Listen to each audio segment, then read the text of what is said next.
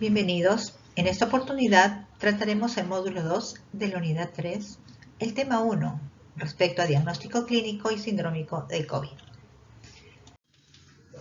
Para iniciar esta unidad, conoceremos la agenda que vamos a trabajar.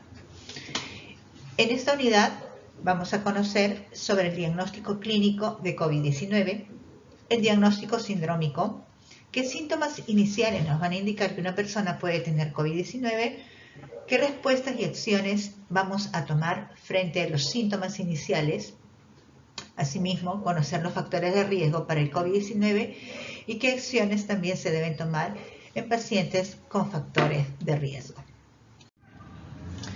Bien, surge entonces una pregunta importante. ¿Cómo saber si una persona tiene COVID-19? Bien, ahora vamos a tratar sobre el diagnóstico clínico de COVID a través de este manejo sindrómico. ¿Qué significa? ¿Qué pasos vamos a seguir? Sabemos que nos encontramos en escenario de transmisión comunitaria del COVID-19. Frente a esto, pues, a través de las diversas evidencias, el Ministerio de Salud también ha emitido normas importantes para saber cuál va a ser el manejo a realizar en el caso de la identificación de signos y síntomas. Por lo tanto, en el escenario de transmisión comunitaria es necesario implementar este abordaje diagnóstico que nos va a ayudar mucho para prevenir futuras complicaciones. Sabemos que este abordaje y diagnóstico sindrómico basado en los signos y síntomas que se presenten en las personas, es importante conocer los antecedentes y características clínicas de este paciente. Esto nos permitirá tener un manejo adecuado y evitar futuras complicaciones. El diagnóstico sindrómico. ¿En qué consiste el diagnóstico sindrómico? Bien, vamos a aprender un poquito más sobre este término. El diagnóstico sindrómico está referido a conocer los antecedentes y características clínicas del paciente. Quiere decir, conocer qué signos, qué síntomas tiene el paciente y a partir de esta identificación poder definir si se puede tratar de un caso de COVID-19. El manejo sindrómico en la comunidad va a evitar complicaciones respecto al COVID-19, ¿no? Y esto va a permitir que podamos reducir la morbilidad y la mortalidad respecto a esta enfermedad. Es importante que todos los profesionales de salud y el personal que apoya en el cuidado de las personas con sospecha de COVID-19 identifiquen de una manera temprana estos posibles síntomas para poder ser tratados a tiempo y evitar complicaciones. Conoceremos a más detalles cuáles son los síntomas iniciales para identificar la presencia de COVID-19. Bien, estos signos o síntomas están referidos a presencia de fiebre, dolor de cabeza, cansancio, falta de apetito, diarreas, náuseas, vómitos, tos, dolor muscular, congestión nasal, dificultad para respirar, garraspera o dolor de garganta. Puede también presentarse pérdida del olfato o del gusto. Aquí en las siguientes imágenes vamos a observar, ¿no?, algunos de estos síntomas. Además, hay que tener en cuenta que no quiere decir que hay que presentar todos los síntomas para sospechar de COVID. Puede ser que uno o dos síntomas ya nos estén indicando que la persona tiene el COVID. ¿Qué acciones debemos tomar ante la presencia de estos signos iniciales? Bien, ante la presencia de uno o de más de los síntomas iniciales, como ya les había mencionado, lo primero es establecer este diagnóstico sindrómico, es decir, identificar si alguno de los signos o síntomas de la persona coincide con los mencionados como signos iniciales del COVID-19.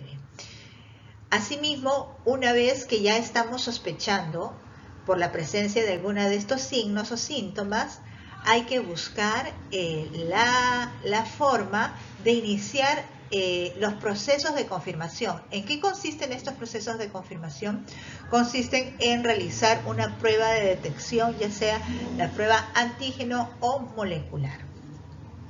Todos los síntomas deben estar necesariamente reportados y evaluados diariamente por el profesional de salud o el personal que está tratando a la persona afectada. Entonces es importante tener en cuenta estos pasos porque son los que establece el Ministerio de Salud frente a la identificación de la presencia de signos o síntomas relacionados a COVID-19. Bien, factores de riesgo para COVID-19. ¿Cuáles son estos factores de riesgo que podrían complicar la salud de una persona que tiene COVID-19? Es importante considerar cuál es el estado respecto a su presión arterial. En este caso, si una persona tiene presión arterial alta o hipertensión, es un factor de riesgo. Asimismo, enfermedades cardiovasculares, insuficiencia renal, alguna enfermedad referida o tratamiento con su sistema inmunológico, ¿no? Inclusive, por ejemplo, en casos de personas que viven con el VIH, asimismo, personas que tienen diabetes mellitus, cuadros de asma moderado o grave, enfermedad pulmonar obstructiva, conocida como el EPOC, ¿no? Neoplasias o cáncer, son algunos de los cuadros que podrían constituirse en factores de riesgo en una persona que tiene el COVID-19. Asimismo, tenemos que hay factores de riesgo relacionados a la edad, personas mayores de 60 años o más. También respecto a temas de enfermedades como la obesidad, ¿no? Que tiene que ver mucho con los estilos de vida, y en gestantes y puérperas. Como ya lo habíamos mencionado, tenemos pues estos grupos de riesgo para la COVID-19. Por eso es que hay que tomar atención si una persona que presenta algunos de los síntomas iniciales identificados a través del diagnóstico sindrómico se encuentra dentro de estos grupos de riesgo. Por eso es importante también conocer sus antecedentes, saber si tiene más de 60 años, si tiene presión arterial alta llamada hipertensión, si tiene alguna enfermedad pulmonar o cardiovascular, diabetes, cáncer, embarazo, algún cuadro de inmunodepresión, o también considerar a personas que se encuentran en residencias de ancianos, ¿no? Entonces es importante tomar en cuenta esta información. También es importante considerar qué acciones vamos a tomar en caso de que estas personas que tienen factores de riesgo presenten el cuadro o algún síntoma de COVID-19. Bien, hay que identificar los signos y síntomas de alarma, y para identificar estos signos y síntomas de alarma es importante el uso del pulsioxímetro para medir el nivel de oxígeno en sangre y también el termómetro para identificar si hay presencia de fiebre. Si hay alteración de la oximetría, es decir, el nivel de oxígeno es bajo en sangre, entonces es importante que sea evaluado por un médico. Asimismo, si es necesario derivar a un centro de aislamiento o un centro de oxigenoterapia temporal, también hay que considerar esta acción o derivarlo o acompañarlo a un establecimiento de salud. Entonces, estas acciones debemos tenerlas muy presentes, sobre todo en las personas que presentan estos factores de riesgo. Ven, tenemos aquí, por ejemplo, pacientes con obesidad, pacientes mayores de 60 años, ¿no? Son factores de riesgo, como ya hemos visto. En ellos hay que evaluar constantemente estos signos de alarma que tienen que ver con la oxigenación adecuada y también si hay presencia o no de fiebre. Estos instrumentos nos permitirán identificar si hay alguno de estos riesgos. Por ejemplo, tenemos el pulsioxímetro y el termómetro, como ya lo habíamos mencionado, ¿no? Para identificar el nivel adecuado de oxigenación en la sangre, así como la presencia de fiebre.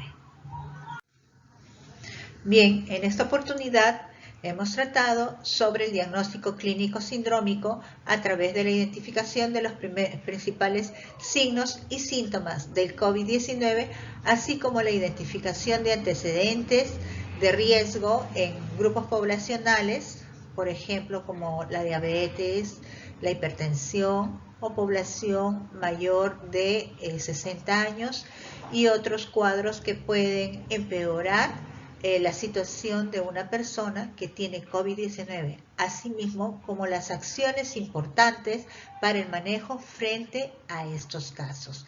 Esperamos pues haber contribuido con esta información. Muchas gracias.